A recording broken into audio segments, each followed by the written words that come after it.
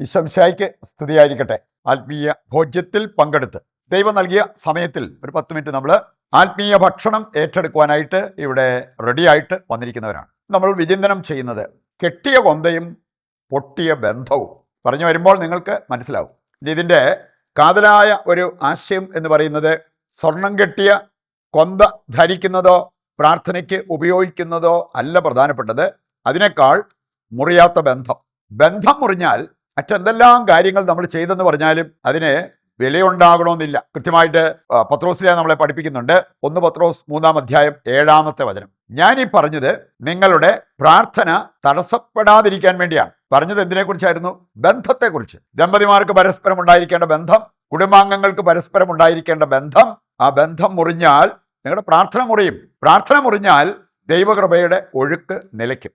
ഒരു ശീർഷകം കൊടുക്കാൻ കാരണം ഒരിക്കൽ ഒരു സ്ത്രീ പങ്കുവെച്ച കാര്യങ്ങളാണ്. അവർ പറഞ്ഞൊരു കാര്യം, പക്ഷെ എനിക്ക് വളരെ ഇഷ്ടപ്പെട്ട ഒരു കൊന്ത, അതിൻ്റെ മുത്തുകള് സ്പെഷ്യലാണ്, അതുപോലെ തന്നെ അത് കെട്ടിയിരിക്കുന്നത് സ്വർണം കൊണ്ടാണ്. അപ്പോൾ അതുകൊണ്ട് വളരെ വിലപിടിപ്പുള്ള ഒരു കൊന്ത, ഇതെനിക്ക് വളരെ ഇഷ്ടമാണ്, ഞാനിത് ധരിക്കുന്നു, ഇത് ഉപയോഗിച്ച് ഞാൻ പ്രാർത്ഥിക്കുകയും ചെയ്യുന്നു. നല്ല കാര്യം. പക്ഷെ പിന്നീട് അവര് പറഞ്ഞു വന്നപ്പോൾ ഉണ്ടായ ചില കാര്യങ്ങൾ, അവർ വെളിപ്പെടുത്തിയ ചില കാര്യങ്ങൾ. ഞാനും ഭർത്താവും കുറച്ച് നാളുകളായിട്ട് 2 സ്ഥലത്താണ് ഉറക്കം, ഒരേ ബെഡ്റൂമിലല്ല. ഞാൻ അവരൊന്നിച്ച് കിടക്കാറില്ലെന്ന്. കാരണം പറഞ്ഞത് ഭർത്താവിന് ചില പ്രത്യേക ടേസ്റ്റൊക്കെയാണ്. അദ്ദേഹത്തിൻ്റെ അഭിരുചി എൻ്റെ അതേ അഭിരുചി അല്ല. അതുകൊണ്ട് ഞങ്ങൾക്ക് ചേർന്ന് പോകാൻ ബുദ്ധിമുട്ടുണ്ട്. ഞാൻ പിന്നെ എടുത്തൊരു തീരുമാനം, അങ്ങ് മാറി കിടന്നേക്കുക. ഇങ്ങനെ നാളുകളായിട്ട് 2 സ്ഥലത്ത് ഉറങ്ങുന്നവര് എന്നിട്ട് അഭിമാനത്തോടെ പറഞ്ഞൊരു കാര്യമാണ്, എനിക്ക് വളരെ ഇഷ്ടപ്പെട്ട രീതിയിൽ ഒരു കൊന്ത കെട്ടിച്ചെടുക്കാൻ പറ്റി, അത് ഞാൻ എൻ്റെ പ്രാർത്ഥനയ്ക്കായിട്ട് ഉപയോഗിക്കുന്നു, അത് ഞാൻ ധരിച്ച് നടക്കുന്നതിൽ അഭിമാനം.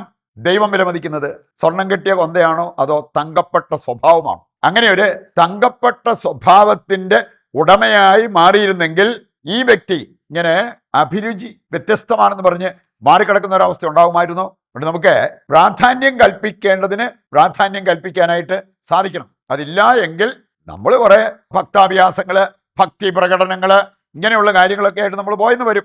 സ്വർണം കൊണ്ട് കെട്ടിയ കൊന്ത പ്രാർത്ഥനയ്ക്ക് ഉപയോഗിക്കുന്നതിനേക്കാൾ വളരെ വളരെ വളരെ വിലപ്പെട്ടതാണ് ബന്ധം കാത്തു സൂക്ഷിക്കുക. അങ്ങനെയുള്ളവർക്ക് പ്രാർത്ഥിക്കാൻ പറ്റും. അത് ചില സാഹചര്യങ്ങളിൽ മറ്റുള്ളവരുടെ തെറ്റ് നമുക്ക് ക്ഷമിക്കാൻ പറ്റണം, മറ്റുള്ളവരുടെ കുറവുകൾ നമുക്ക് സഹിക്കാൻ പറ്റണം. ഇതിനെല്ലാം മനസ്സുള്ളവർക്കാണ് ബന്ധം കാത്തു സൂക്ഷിക്കാൻ സാധിക്കുന്നത്.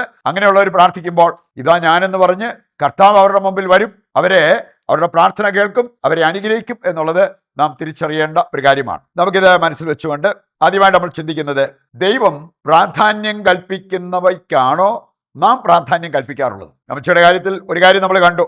ഇനി വേറെ ചില കാര്യങ്ങൾ കൂടി വചന വെളിച്ചത്തിൽ നമുക്ക് മനസ്സിലാക്കാൻ പറ്റും. ദൈവം ഒരുപാട് വെയിറ്റ് ഇട്ട് കാണിച്ചിരിക്കുന്ന ചില കാര്യങ്ങൾ നമ്മൾ അതിന് പുല്ലുവില കൽപ്പിക്കും. അതല്ല ഒരു ക്രിസ്ത്യാനി ചെയ്യേണ്ടത് എന്ന് വചനം നമ്മെ പഠിപ്പിക്കുന്നുണ്ട്. മത്തായി 7-ാം അധ്യായം ആദ്യ വചനങ്ങൾ വായിച്ചാൽ എന്താ പറഞ്ഞിരിക്കുന്നത്? വിധിക്കപ്പെടാതിരിക്കാൻ നിങ്ങൾ വിധിക്കരുത്. മറ്റുള്ളവരെ വിധിക്കുന്ന കാര്യത്തിൽ എന്ത് ലാഘവ ബുദ്ധിയോടുകൂടി ആയിരിക്കാം ഒരുപക്ഷെ നമ്മളത് ചെയ്യുക. അവരൊക്കെ നശിക്കും, ഇവരൊക്കെയാണ് രക്ഷപ്പെടുക. ഇങ്ങനെ നമ്മൾ സ്വർഗത്തിൽ പോകുന്നവരെ, നരകത്തിൽ പോകുന്നവരെയൊക്കെ നമ്മൾ തന്നെ ലിസ്റ്റ് ഉണ്ടാക്കി വിധിക്കാനുള്ള അവകാശം നമുക്കില്ല എന്നുള്ളത് വചനം നമ്മെ പഠിപ്പിക്കുന്നുണ്ട്. മത്തായി 15:10 മുതൽ വായിക്കുമ്പോൾ അവിടെ പറഞ്ഞിരിക്കുന്ന ഒരു കാര്യം, ഉള്ളിലേക്ക് പോകുന്നതല്ല ഒരാളെ അശുദ്ധനാക്കുന്നത്, അശുദ്ധിയാക്കുന്നത്, ഉള്ളിൽ നിന്നും പുറത്തോട്ട് വരുന്നത്. ഇന്ന് പലരും അതിന് ശ്രദ്ധ കൊടുക്കാതെ കണ്ട് കഴിക്കുന്ന കാര്യങ്ങളിൽ റെസ്ട്രിക്ഷൻ വെക്കാനായിട്ട്, നിബന്ധനകളൊക്കെ വെക്കാനായിട്ട്, വേണമെങ്കിൽ അത് പരിത്യജിക്കാനായിട്ടൊക്കെ അവർ തയ്യാറായിന്ന് വരും. കർത്താവ് പറയാണ്, ഉള്ളിൽ നിന്നും പുറത്തോട്ട് വരുന്നവയ്ക്കാണ് കർത്താവ് കൂടുതൽ പ്രാധാന്യം കൽപ്പിക്കുന്നത്. പക്ഷെ അതുകൊണ്ടായിരിക്കാം വിശുദ്ധ ഫ്രാൻസിസ് സാലസ് അദ്ദേഹം സൂചിപ്പിച്ചൊരു കാര്യമുണ്ട്. ഒരാൾ മദ്യപിക്കുന്നത് നീ കണ്ടാൽ പോലും, നിന്റെ വീട്ടിലുള്ളവരായിരിക്കാം, മറ്റാരെങ്കിലും ആയിരിക്കാം, മദ്യപിക്കുന്നത് കണ്ടാൽ പോലും അവനെ കുടിയ എന്ന് വിളിക്കരുത്. കാരണം അവൻ്റെ ഉള്ളിലേക്ക് പോയത് അവനെ അശുദ്ധനാക്കുന്നില്ല, പക്ഷെ നിന്റെ ഉള്ളിൽ നിന്നും പുറത്തോട്ട് വന്നത് നിന്നെ അശുദ്ധനാക്കും, അശുദ്ധിയാക്കും. അതുകൊണ്ടാണ് അങ്ങനെ ഒരു വിളി നിന്റെ ഭാഗത്ത് നിന്നും വരരുത് എന്ന് ഈ വിശുദ്ധൻ സൂചിപ്പിച്ചത്. ഗലാത്യർ 2:14 വായിച്ചാൽ പൗലോസ് പത്രോസിനെ കുറ്റപ്പെടുത്തുന്ന ഒരു രംഗം കാണാൻ പറ്റും. പറഞ്ഞത്, നീ ഒരു യഹൂദനാണെങ്കിലും നിന്റെ സ്വഭാവം, പെരുമാറ്റം യഹൂദന് ചേർന്നതല്ല, നിന്റെ സ്വഭാവമാണ്. നമുക്കറിയാലോ, വേണമെങ്കിൽ നമുക്ക് നാമമാത്ര ക്രിസ്ത്യാനികളായി കഴിയാൻ പറ്റും. അതിനേക്കാൾ യഥാർത്ഥ ക്രിസ്ത്യാനികളായി മാറുക, യേശുവിൻ്റെ അതേ ആത്മാവ് ഉള്ളിലുള്ള ക്രിസ്ത്യാനികളായിട്ട് നമ്മൾ മാറണം. യേശുവിൻ്റെ അതേ സ്വഭാവം ഉൾക്കൊള്ളാൻ നമുക്ക് സാധിക്കണം. അതാണ് പ്രധാനപ്പെട്ടത്. മത്തായി 6:5 മുതൽ വായിക്കുമ്പോൾ അവിടെ നമ്മൾ കാണുന്നുണ്ട്, പ്രാർത്ഥിക്കുന്നവർക്ക് ഷോയുടെ ആവശ്യമില്ല. വേണേ നമ്മുടെ പ്രാർത്ഥന ഷോ കാണിക്കാൻ വേണ്ടി ആയിരിക്കാം, വേണമെങ്കിൽ ദൈവവുമായിട്ട് ആഴമായൊരു ബന്ധം സ്ഥാപിക്കാൻ വേണ്ടി ആയിരിക്കാം. അങ്ങനെ ഒരു ബന്ധം സ്ഥാപിക്കാനാണെങ്കിൽ മറ്റുള്ളവർ കാണണമെന്നെന്താ നിർബന്ധം? മറ്റുള്ളവരെ കാണിക്കാൻ വേണ്ടി പ്രാർത്ഥിക്കുന്നവരാണ്. അവർ പ്രാർത്ഥിക്കുമ്പോൾ വെളുപ്പിനെ എഴുന്നേറ്റ് പ്രാർത്ഥിച്ചതായിരിക്കാം, ദീർഘനേരം പ്രാർത്ഥിച്ചതായിരിക്കാം, ആരും അതൊന്നും കണ്ടില്ലെങ്കിൽ അവർക്കൊരു സങ്കടം. അതിൻ്റെ ആവശ്യമില്ല. ദൈവവുമായിട്ടുള്ള ബന്ധത്തിന് വേണ്ടിയാണ് നമ്മൾ പ്രാർത്ഥിക്കുന്നത് എങ്കിൽ മറ്റുള്ളവരെന്തിനു കാണണം? 1 കൊരിന്ത്യർ 11 എടുക്കുമ്പോൾ അവിടെ ബലിയർപ്പിച്ചവരിൽ ദൈവം പ്രസാദിച്ചില്ല. എന്തായിരുന്നു കാരണം? കാര്യം അപ്പം മുറിക്കൽ ശുശ്രൂഷയ്ക്ക് ഒരുമിച്ച് കൂടി, പക്ഷേ അവര് ബലിയർപ്പിക്കുന്നവരുടെ സ്വഭാവം എടുത്ത് കാണിച്ചില്ല.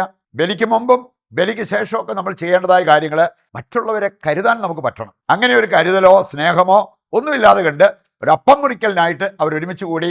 അതിനെ പൗലോസ് നഖശികാന്തം വിമർശിക്കുന്നത് നമുക്ക് കാണാൻ പറ്റും. ഗലാത്യർ 6:15 വായിച്ചാൽ, നീ പരിച്ഛേദനം സ്വീകരിക്കാതിരിക്കോ ചെയ്യും. അതിലല്ല കാര്യം. പ്രധാനപ്പെട്ടത് എന്താണ്? പുതിയ സൃഷ്ടിയാവുക. അങ്ങനെ ഒരു പരിശുദ്ധാത്മാവിനാൽ നവീകരിക്കപ്പെട്ട വ്യക്തിയുടെ മനോഭാവം ഉൾക്കൊള്ളുക. യേശുവിലൂടെ എല്ലാം കാണാനും എല്ലാ കാര്യങ്ങളും ചെയ്യാനും നമുക്ക് സാധിക്കണം. രണ്ടാമതായിട്ട് നമ്മൾ ചിന്തിക്കേണ്ടത്, ദൈവം ഇഷ്ടപ്പെടുന്ന കുട്ടികളാകാൻ നമ്മൾ എന്ത് ചെയ്യണം? മത്തായി 9:13, 12:7 വായിച്ചു കഴിഞ്ഞാൽ അവിടെ പറഞ്ഞിട്ടുണ്ട്, ബലിയല്ല കരുണയാണ് ഞാൻ ആഗ്രഹിക്കുന്നത് എന്നതിൻ്റെ അർത്ഥം നീ മനസ്സിലാക്കുക. ലൂക്ക 10:25 മുതൽ വായിക്കുമ്പോൾ അവിടെ പറഞ്ഞിട്ടുണ്ട്, നിയമപാലകരാകുന്നതിനേക്കാൾ സ്നേഹം ജീവിക്കുന്നവരായിട്ട് നീ മാറുമ്പോൾ ഞാൻ നിന്നെ ഇഷ്ടപ്പെടും. ഫെബ്രുവരി 13:16 വായിച്ചാൽ, നന്മ ചെയ്യുന്നതിലും നിങ്ങൾക്കുള്ളവ പങ്കുവെക്കുന്നതിലും ഉപേക്ഷ വരുത്തരുത്. അത്തരം ബലികൾ കർത്താവിന് പ്രീതികരമാണ്. അവസാനമായിട്ട് നമ്മൾ ചിന്തിക്കുന്നത്, കരുണയുള്ളവർക്കാണ് കരുണ ലഭിക്കുക എന്ന് കർത്താവിന്റെ വചനം പഠിപ്പിക്കുന്നുണ്ട്. യാക്കോബ് 2:13, കാരുണ്യരഹിതരുടെ മേൽ കാരുണ്യരഹിതമായ വിധി ഉണ്ടാവും. മത്തായി 5:7, കരുണയുള്ളവർ ഭാഗ്യവാന്മാർ, അവർക്ക് കരുണ ലഭിക്കും. സങ്കീർത്തനം 41:1 മുതൽ വായിച്ചാൽ, പാവങ്ങളോട് കരുണ കാണിച്ചാൽ ഉണ്ടാകാവുന്ന നേട്ടം, കഷ്ടതയുടെ നാളുകളിൽ കർത്താവ് അവരെ രക്ഷിക്കും, അവർക്ക് ദൈവ പരിപാലന ലഭിക്കും, ഭൂമിയിൽ അവർ അനുഗ്രഹിക്കപ്പെടും, സംരക്ഷിക്കപ്പെടും, രോഗാവസ്ഥയിൽ അവർക്ക് ആശ്വാസം ലഭിക്കും, സൗഖ്യം ലഭിക്കും. വലിയ അനുഗ്രഹങ്ങളാണ് അവിടെ വാഗ്ദാനം ചെയ്തിരിക്കുന്നത്. ഇത് വിശ്വസിച്ച് ജീവിതം ക്രമീകരിക്കുവാൻ വേണ്ട കൃപയ്ക്കായി നമുക്ക് ദൈവത്തോട് പ്രാർത്ഥിക്കാം. ഇതിൻ്റെ എല്ലാ പ്രാർത്ഥനാ നിയോഗങ്ങൾ കർത്താവിനെ ഫലമേൽപ്പിച്ചുകൊണ്ട് ശിരസ് നമിച്ച് ദിവ്യകാരുണ്യത്തിൻ്റെ ആശീർവാദവും നമുക്ക് സ്വീകരിക്കാം.